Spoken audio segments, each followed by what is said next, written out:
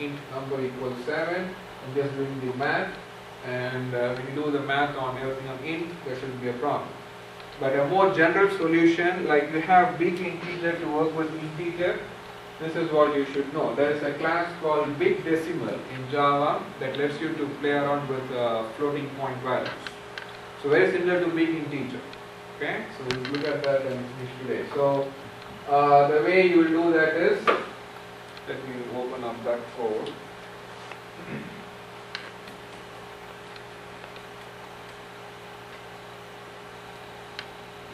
So everything is organized based on standards so that you can easily follow them.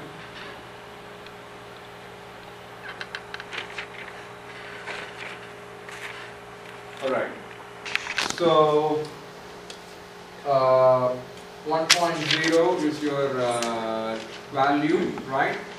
You say big decimal dollar is equals new big decimal 1.0 in double quotes, so it's a string. Okay? Now there's a cache. Why we need to use as a string? Why we cannot use as a double? Think about it as I'm talking. Okay? Similarly, big decimal dime equals new big decimal 0.1 within double quotes, and then int number equals 7. So what I do is, with all this big decimal is an object, it's a class, right? So you have to use a method called multiply. So I'm doing dime dot multiply what? New big decimal of number, because this is still an integer, int, right? So I want to get this as a big decimal. So I'm converting like this. So I'm doing what? Dollar minus dime times number, right? So this is what I want to do. So this is big decimal, this is big decimal, but this cannot be simply an integer. So I am kind of upgrading this to a big decimal. So that's what I am doing by saying new big decimal of numbers, so that this becomes a big decimal now.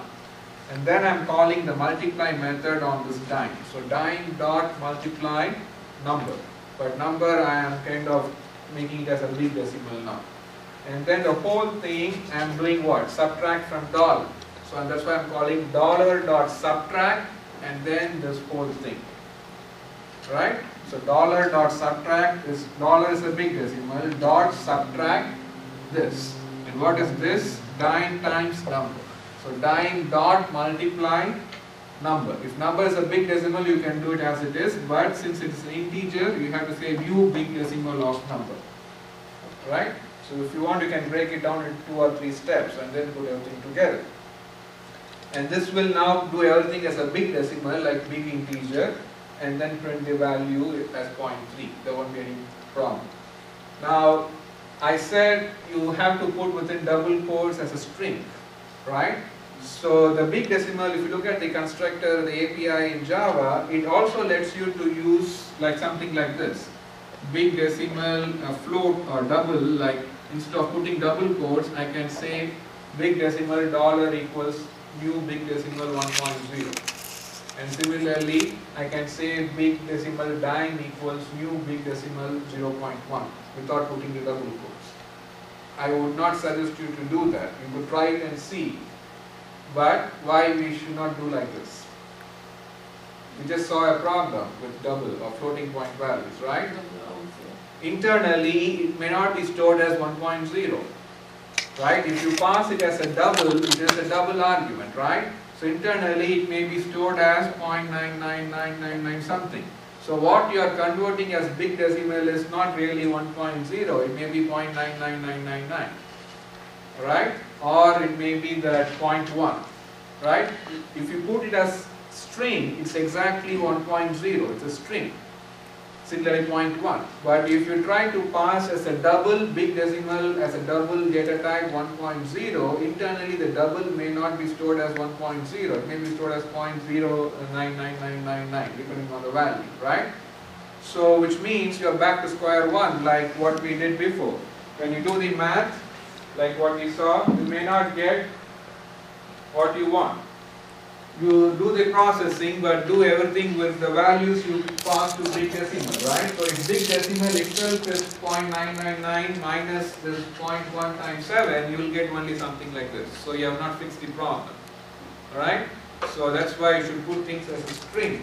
And then that's why even in big integer, but there's no such problem. But even big integer, you convert everything to string, and then you see you always use what? Empty quotes plus the int value, right?